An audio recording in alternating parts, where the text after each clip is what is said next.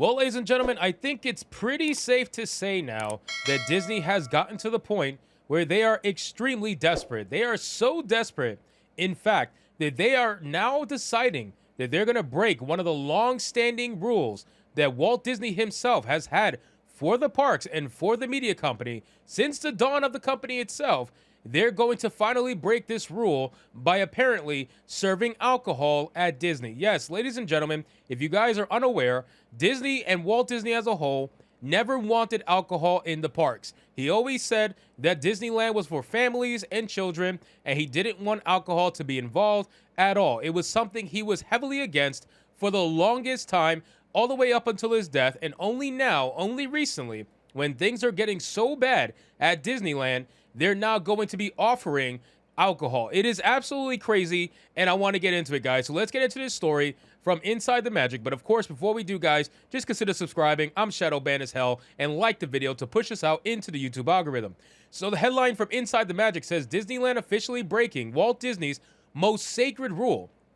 And I gotta imagine that Walt Disney is probably turning in his grave right now, knowing that everything he stood for, everything he envisioned Walt Disney to be, has been completely bastardized in every imaginable way. So it says, today, the Walt Disney Company has officially brought alcohol to multiple locations of Disneyland Park, breaking one of its founders' most important rules. Disneyland Resort in Anaheim, California is the park that started it all. Without this theme park, we'd never get Walt Disney Resort, Disneyland Paris, or Tokyo Disney Sea. Now neighboring Disney California Adventure and downtown Disney, Disneyland is still the gold standard that every other amusement park must be judged by. To this day, Disneyland thrives on the vision and legacy of Walt Disney, the creator of Mickey Mouse and the man who made the media empire possible. However, Walt Disney had a very distinct set of rules that he firmly believed in, often at the cost of others. And almost 60 years after his death, the Walt Disney Company decided to go against one of his most important beliefs about Disneyland. Now, I do think it's pretty damn funny that this announcement is coming after I made a video about how empty the parks are getting. And I had a couple of people here and there tell me, oh, well, I went to the parks at XYZ time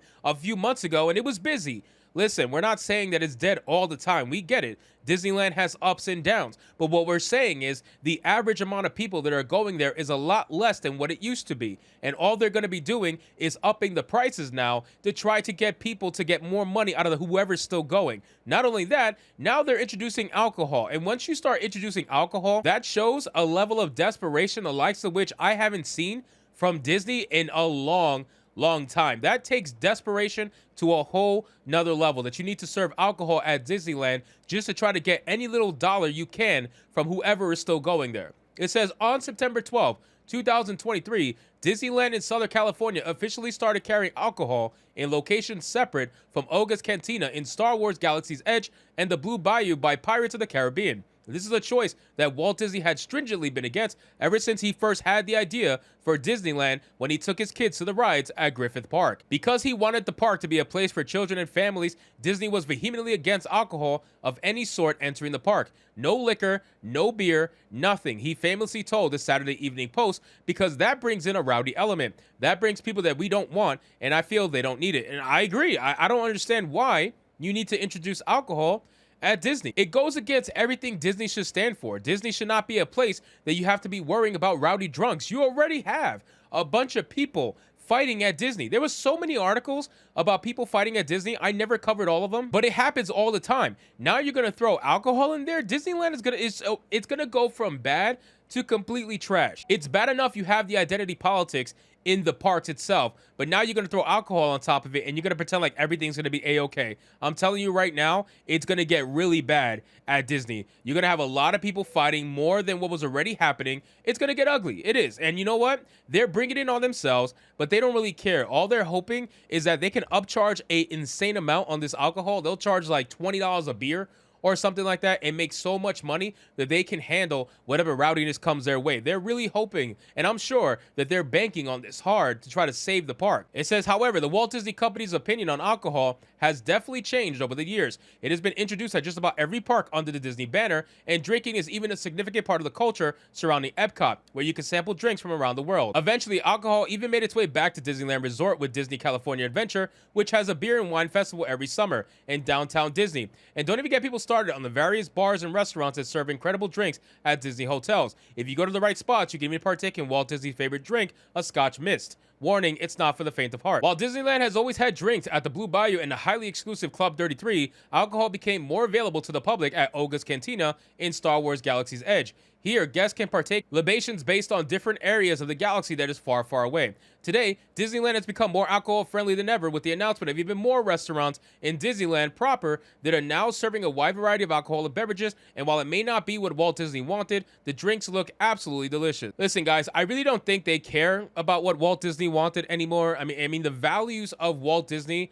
are long gone at the end of the day, and I know he's a very, divisive figure. A lot of people feel a certain way about him based on how he was or whatever the case may be. But in terms of his ideology around the parks, I think it was pretty spot on. And the fact that they don't care at all and they pretty much have gone against everything this man had in terms of an idea for the parks, it just goes to show where we are in current modern day. I mean, it's nothing, you should not be shocked, right?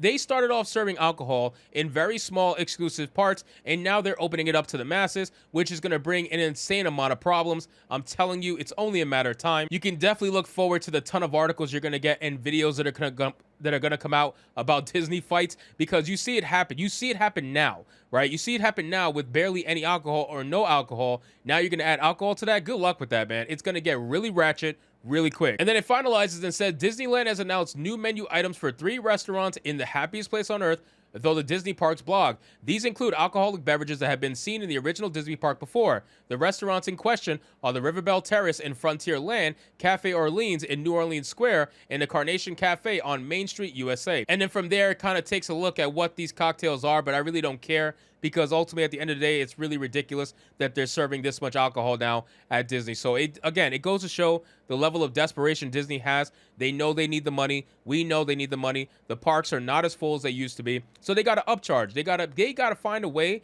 to make more money from whoever is left. And that's what they're going to do. And adding alcohol to the masses at Disney is just another step in their plan to try to milk every dollar they possibly can out of whoever's left. So anyway, guys, thank you so much for watching this video. I hope you did enjoy, and if you did, consider leaving me a subscribe. I would greatly appreciate it. Don't forget to like the video, comment, let me know what you thought, and I'll see you guys on the next one. Hypnotic out.